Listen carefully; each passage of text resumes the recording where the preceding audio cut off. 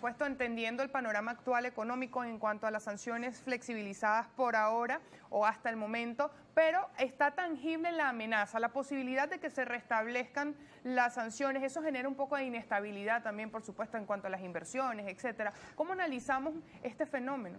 Sí, estamos en un escenario de alta incertidumbre por esa situación que está latente allí para el mes de abril, fundamentalmente porque las perspectivas para el 2024 sobre crecimiento económico son totalmente favorables, principalmente por, bueno, la flexibilización de las sanciones ocurrida el 18 de octubre del 2023 permitió a nuestra principal industria que pudiera acceder al mercado en mejores condiciones, además de mejorar las condiciones para realizar actividades comerciales y financieras. Y las expectativas, en definitiva, para este año eran favorables. Los economistas debatíamos sobre si el crecimiento económico iba a superar los 2 dígitos y ese tipo de elementos. Pero, dada esa situación que está planteada para el mes de abril, de posibilidad de que vuelvan a activarse algunas sanciones, es un escenario que genera mucha incertidumbre y nerviosismo. No es favorable para el país, no es favorable para las familias venezolanas y realmente creo que la diplomacia, el diálogo debe y el respeto debe ponerse en la mesa para evaluar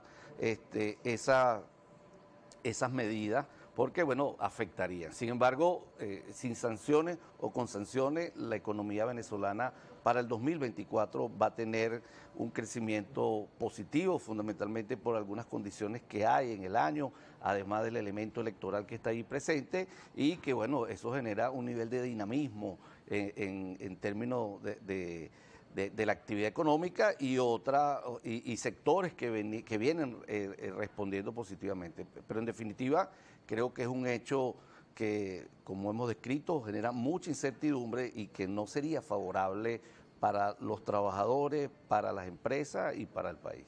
Ahora bien, ¿qué opciones tiene el Ejecutivo venezolano ante la realidad y el panorama económico que vive el venezolano en la actualidad? ¿Qué pudiera hacer el Ejecutivo en cuanto a dinamizar la economía, que el salario se refleje en el bolsillo del venezolano, que tenga acceso y poder de compra? Sí, y el papel que juegan los organismos internacionales también en otros países del mundo. Un elemento fundamental es generar un gran consenso sobre los planes y proyectos o propuestas que se construyan al país. Eso hace muy potente el desarrollo de las mismas. En la medida que los ajustes, las medidas o los planes son consensuados y se incorporan a la mayor cantidad de sectores, se potencia. Una de las cosas importantes que se plantea es la necesidad de recuperar el salario, y ahí entramos en el debate salarios versus inflación. Y por eso construimos la propuesta de reconstruir, porque entendemos las distorsiones macroeconómicas, las dificultades que atraviesa el país, y con base a esa caracterización, la propuesta de reconstruir el salario va dentro de una definición de la Organización Internacional del Trabajo que plantea el método del equilibrio, y es entender las distorsiones macroeconómicas del país, pero también es entender las necesidades de los trabajadores. Entonces, allí con el diálogo, con la incorporación de otros actores, y tú describes perfectamente organismos internacionales o multilaterales que pudieran venir a potenciar ese plan de ajuste, esas medidas económicas, haciendo llegar dinero fresco, aportes financieros al país que pudieran generar condiciones más favorables para el desarrollo de los mismos. Tenemos participación de la audiencia a través de la red social X. Vamos a compartir con usted algunos comentarios para que responda de manera breve. Por favor, escribe José Gregorio Zamora.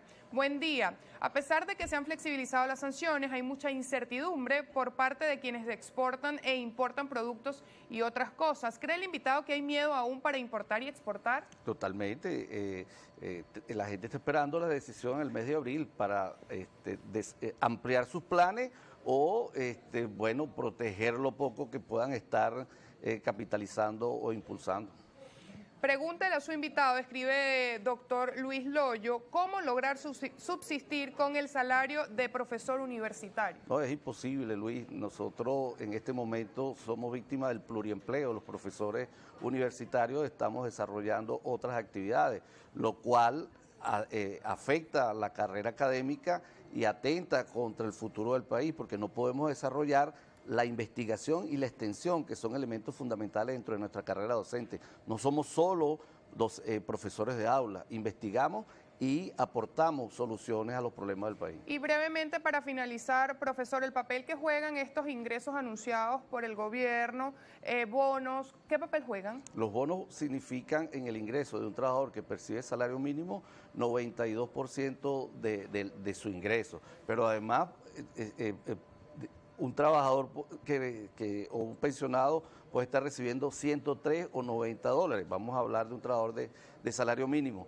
103.4 dólares, eso apenas significa un tercio de la cesta alimentaria o menos. Que se ubica más de 535 dólares. En esa cesta significa menos de un tercio, por lo tanto hay una brecha de insatisfacción de necesidades en la familia que genera carencia y te condena a la pobreza. Muchísimas gracias, profesor Luis Crespo, por habernos acompañado esta mañana en Primera Página. Economista, vicepresidente de la Asociación de Profesores de la Universidad Central de Venezuela, analista político, compartió con nosotros el análisis en materia económica venezolana. Nos corresponde hacer la pausa, ya regresamos con más, no se parten.